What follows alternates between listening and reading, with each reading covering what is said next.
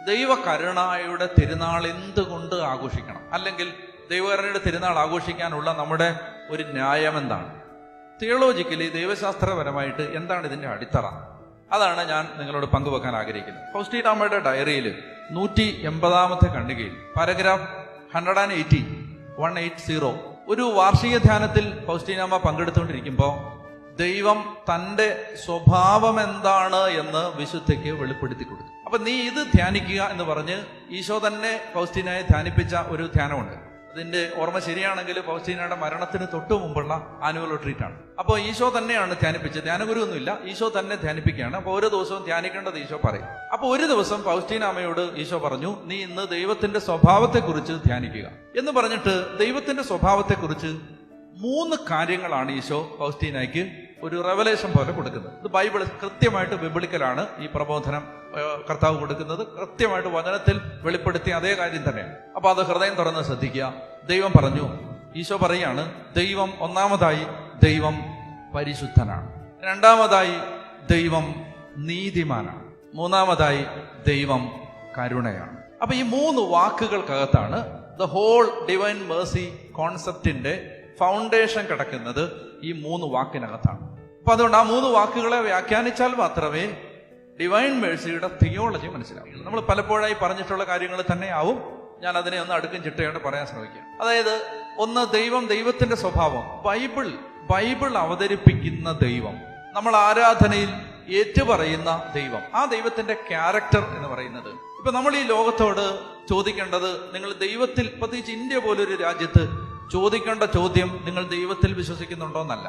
ഒരു 99% ആളുകൾ ഈ രാജ്യത്ത് ദൈവവിശ്വാസികളാണ്. ഞാനും നിങ്ങളും ജീവിക്കുന്ന ഈ രാജ്യത്ത് നമുക്ക് ദൈവത്തെക്കുറിച്ച് നിർഭയം പറയാൻ അവകാശമുള്ളൊരു രാജ്യത്താണ്, ഭരണഘടനാപരമായ അവകാശമുള്ളൊരു രാജ്യത്താണ് ഞാൻ പറഞ്ഞതും നീ പറഞ്ഞതും. അപ്പോ ഇന്ത്യ പോലൊരു രാജ്യത്ത് നമ്മൾ ചോദിക്കേണ്ടത് ദൈവത്തിൽ വിശ്വസിക്കുന്നുണ്ടോന്നല്ല. പിന്നെന്താ? ഇന്ത്യ പോലൊരു രാജ്യത്ത് നമ്മൾ വിശ്വാസികളോട് ചോദിക്കേണ്ട ചോദ്യം, നീ ദൈവത്തെ വിശ്വസിക്കുന്നുണ്ട്? മജോറിറ്റി ആള്, നീ വിശ്വസിക്കുന്ന ദൈവത്തിന്റെ ക്യാരക്ടർ എന്താണ്? ഈ പോയിന്റ് ഓഫ് കണ്ടൻഷൻ അതാണ്. നമ്മൾ ഭിന്നിക്കുന്നത് അതിനകത്താണ്. ഞാൻ പറയുന്ന കാര്യം പിടികിട്ടുന്നത്, എല്ലാവരും ദൈവവിശ്വാസികളാണ്. പക്ഷെ ഈ ചോദ്യം ചോദിച്ചേ, what is the character of the God U worship? നീ വിശ്വസിക്കുന്ന, ആരാധിക്കുന്ന ദൈവത്തിന്റെ ക്യാരക്ടർ എന്താണ്? എന്താ? ഇവിടാണ് ക്ലാരിറ്റി വേണ്ടത്. ഇതിനകത്ത് ക്രിസ്റ്റൽ ക്ലിയർ ക്ലാരിറ്റി വേണം. മനസ്സിലായല്ലോ? അച്ചസ്ഫടിക വ്യക്തത വേണം. നല്ല ക്ലിയർ ആയ ഒരു കൺവിക്ഷൻ ഉണ്ടാവണം. എന്താ വേണ്ടത്? ഈ ദൈവത്തിന്റെ ക്യാരക്ടർ എന്താണ്? അപ്പൊ ഞാൻ നിങ്ങളോട് ചോദിക്കുകയാണ്, യു ആർ എ ക്രിസ്ത്യൻ, നിങ്ങൾ യേശുവിൽ വിശ്വസിക്കുന്ന ആളാണ്. എന്റെ ചോദ്യം, നിങ്ങൾ വിശ്വസിക്കുന്ന ദൈവത്തിന്റെ സ്വഭാവം എന്താണ്? എല്ലാവരും ഒറ്റ അടിക്ക് ആദ്യം പറയാൻ പോകുന്ന മറുപടി എന്താ? ദൈവം സ്നേഹമാകുന്നു എന്നാണ്. തെറ്റില്ല. പക്ഷെ ബൈബിൾ തുടങ്ങിയത് അത് പറഞ്ഞിട്ടല്ല.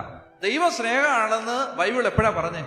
യേശുവിന്റെ കുരിശുമരണത്തിന് ശേഷം മാത്രമാണ് ബൈബിൾ പറഞ്ഞത് ദൈവം സ്നേഹമാകുന്നു എന്ന ഡയറക്റ്റ് സ്റ്റേറ്റ്മെന്റ് ബൈബിളിൽ ഉള്ളത് കുരിശുമരണത്തിന് ശേഷം. അതും അവസാനമായി ഈ തിരുവചനത്തിലെ അവസാന ഗ്രന്ഥങ്ങൾ എഴുതിയ ആളാണ് യോഹന്നാൻ.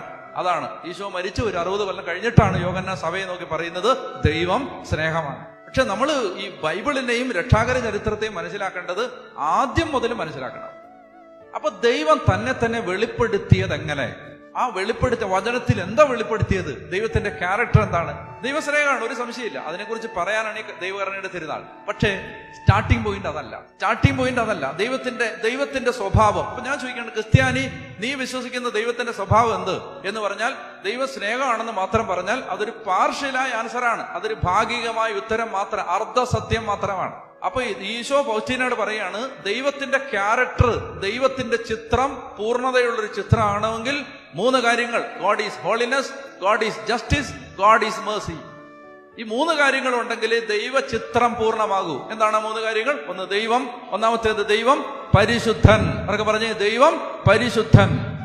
വിഭിന്നതകളും വ്യത്യാസങ്ങളും ഇല്ലാതെ എല്ലാ ആരാധനക്രമങ്ങളിലും ദൈവത്തെ അഡ്രസ് ചെയ്തത് ദൈവമേ നീ പരിശുദ്ധനാണ് എന്നാണ്, അല്ലേ?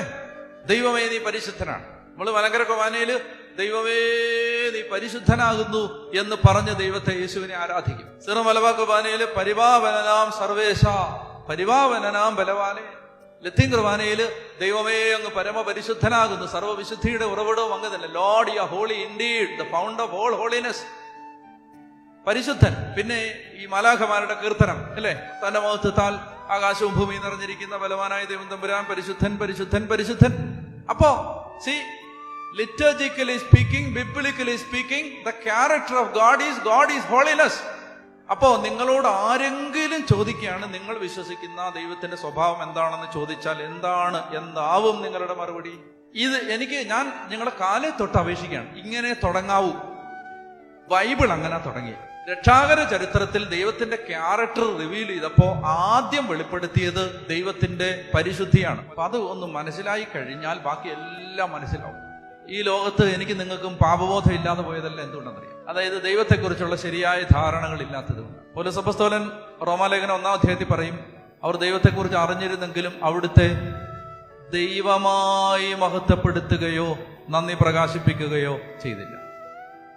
ദൈവത്തെ അറിഞ്ഞിരുന്നെങ്കിലും ദൈവമായി, God in his essence was not glorified by them. God in his essence, ദൈവത്തെ ശരിക്കും ദൈവം എന്ന നിലയിൽ അവർ മനസ്സിലാക്കുകയോ ആരാധിക്കുകയോ ചെയ്തില്ല. നമുക്ക് കാലാന്തരത്തിൽ സംഭവിച്ച അപജയങ്ങളിൽ ഒന്ന് നമുക്ക് ചേർന്ന ദൈവങ്ങളെ ഉണ്ടാക്കി എന്നതാണ്. നമുക്കിണങ്ങിയ ദൈവങ്ങൾ അല്ലേ. നമുക്കെതിരെ ആരെങ്കിലും എന്തെങ്കിലും ചെയ്യുമ്പോൾ ഉടനെ നമ്മുടെ മനസ്സിൽ വരുന്ന ചിന്ത എന്താ? ദൈവം ചോദിച്ചോളൂ. നമ്മളുണ്ടാക്കിയ ഒരു ദൈവം അത്. അങ്ങനെ ചോദിക്കാനൊന്നും ഇരിക്കുന്ന ആളല്ല ദൈവം. ഞാൻ എപ്പോഴും പറയാനുള്ളൊരു കാര്യം, അങ്ങനെങ്ങാനും ദൈവം ചോദിക്കാൻ തുടങ്ങിയാൽ ആദ്യം ആ ചോദ്യം ആരംഭിക്കുന്നത് ഈ പറഞ്ഞ ആളിലായിരിക്കും. മനസ്സിലായില്ലേ? ചാടിക്കളിക്കടാ കൊച്ചുരാമ, ആടിക്കളിക്കടാ കൊച്ചുരാമ എന്ന് പറയുമ്പോൾ നമുക്കെതിരെ നിൽക്കുന്നവരെ പോയി കടിക്കാനും ഉപദ്രവിക്കാനും വരുന്ന അങ്ങനെ ഒരു വളർത്തുന്നതല്ല ദൈവം. നമ്മൾ ഉണ്ടാക്കിയ ദൈവസങ്കല്പങ്ങളാണ്. അപ്പോ നമുക്ക് ചേർന്നൊരു ദൈവത്തെ ഉണ്ടാക്കി. ഒരു മിനിമത്തിലൊക്കെ ജീവിച്ചിട്ട് നമ്മൾ ഇങ്ങനെ പറഞ്ഞു, അതായത് ദൈവം ഇതിനകത്തൊക്കെ പ്രസാദിച്ചിരിക്കും. നിങ്ങളുടെ കാര്യം മനസ്സിലാക്കണം. അതായത് ഞാനൊരു 10 കോടി മെഴുകുതിരി കൊണ്ട് ഇവിടെ കത്തിച്ചു, പിന്നെ നെഞ്ചു വിരിച്ചാൽ ഞാൻ നടന്നു പോന്നെ. കാരണം എന്താ? എന്റെ വിചാരം ആ മെഴുകുതിരി കത്തിച്ചതിനകത്ത് ദൈവം പ്രസാദിച്ചെന്നാ. ഞാൻ 50,000 രൂപ വഴി കാണിക്ക വഞ്ചിയിൽ ഇട്ടു. ഇവിടുന്ന് ഇങ്ങനെ നടന്നു പോകുമ്പോൾ എന്റെ വിചാരം ദൈവം പ്രസാദിച്ചെന്ന്. എന്നാൽ ഇതൊന്നും അല്ല ദൈവത്തെ പ്രസാദിപ്പിക്കുന്നതെന്ന് വ്യക്തമായിട്ട് ദൈവം വെളിപ്പെടുത്തിയിട്ടുണ്ട്. വിശ്വാസം കൂടാതെ ദൈവത്തെ പ്രസാദിപ്പിക്കുക സാധ്യമല്ല. വിശുദ്ധി കൂടാതെ ദൈവത്തെ പ്രസാദിപ്പിക്കുക ഈ 2 കാര്യവും ബൈബിൾ പറയുന്നതനുസരിച്ച് ഈ 2 കാര്യങ്ങളാണ് ദൈവത്തെ പ്രസാദിപ്പിക്കുന്നത്. ഒന്ന് വിശ്വാസം, 2 വിശുദ്ധി. നമ്മൾ ചെയ്യുന്ന സൽകൃത്യങ്ങളെ പോലും നികൃഷ്ടം അബോമിനേഷൻ, മ്ലേച്ഛത എന്ന് വിളിച്ച പുസ്തകമാണ് ബൈബിൾ. ഞങ്ങൾ അശുദ്ധനെ പോലെയും ഞങ്ങളുടെ സൽകൃത്യങ്ങൾ മലിന വസ്ത്രം പോലെയുമാണ് എന്ന് പറഞ്ഞ ഗ്രന്ഥമാണ് ബൈബിൾ. മക്കൾക്ക് നല്ല ദാനങ്ങൾ കൊടുക്കുന്ന പിതാക്കന്മാരെയും മാതാക്കന്മാരെയും യേശു വിളിച്ചത് ദുഷ്ടരെന്നാണ്. ദുഷ്ടരായി നിങ്ങൾക്കറിയാം. അനേകർ അവന്റെ നാമത്തിൽ വിശ്വസിച്ചു. കാനായിൽ അവൻ പ്രവർത്തിച്ച അത്ഭുതം കണ്ട് അനേകർ അവന്റെ നാമത്തിൽ വിശ്വസിച്ചു. അവൻ അവരെ വിശ്വസിച്ചില്ല, അവരുടെ ഉള്ളിൽ എന്താണെന്ന് അവൻ അറിയാമായിരുന്നു. എന്ന് പറഞ്ഞാല് human mind is contaminated, human body is contaminated. നമ്മൾ ഈ പറയുന്ന പോലൊന്നും നല്ലതൊന്നും നമ്മുടെ കയ്യിൽ ഇല്ല. അതാ പൗലോസ് അപ്പോസ്തലൻ കിടന്ന് വിലപിക്കുന്ന, ആഗ്രഹിക്കുന്ന നന്മയല്ല ആഗ്രഹിക്കാത്ത തിന്മയാണ് ഞാൻ ചെയ്തു പോകുന്നത്. അയ്യോ, ഞാൻ ദുർഭകനായ മനുഷ്യൻ, ഈ പാപം നിറഞ്ഞ ശരീരത്തിൽ നിന്ന് എന്നെ ആര് രക്ഷിക്കും? അപ്പോ മനുഷ്യനെ യഥാർത്ഥത്തില് ഈ ദൈവത്തിന്റെ മുമ്പിൽ വരുമ്പോ പാപബോധമില്ലാതായതിന്റെ പിന്നിലെല്ലാം ദൈവത്തെക്കുറിച്ചുള്ള ധാരണപ്പിശകുകളുണ്ട്. ഞാൻ പറയുന്നത് മനസ്സിലാവുന്നോ? ശരിക്കും മനസ്സിലാക്കാത്തോണ്ടാ. ശരിക്കും മനസ്സിലാക്കണം. ഒന്ന്, ദൈവം പരിശുദ്ധനാണ്, പരിശുദ്ധൻ. ഇതാണ് യെശയ്യ 6 ദേവാലയത്തിൽ വെച്ച് ദർശനം വെളിപ്പെടുമ്പോ യെശയ്യ കാണുന്നത് ദൈവത്തെ മാലാഖമാര്, സ്രൊപ്പന്മാര് പരിശുദ്ധൻ പരിശുദ്ധൻ എന്ന് പാടി സ്തുതിക്കും. ആ പരിശുദ്ധനായ ദൈവത്തെ, ആ സർവശക്തനായ ദൈവത്തെ, ആ കറകളഞ്ഞ പ്യൂരിറ്റി, കറയോ കളങ്കമോ ഇല്ലാത്ത കുഞ്ഞാടിന്റെ രക്തം, പരമപരിശുദ്ധൻ, 1000 സൂര്യനേക്കാൾ തേജസ്സുള്ളവൻ, മാലിന്യമില്ലാത്തവൻ, മായമില്ലാത്തവൻ, മാറ്റമോ മാറ്റത്തിന്റെ നിഴലോ ഇല്ലാത്തവൻ, സർവശക്തനായ ദൈവം.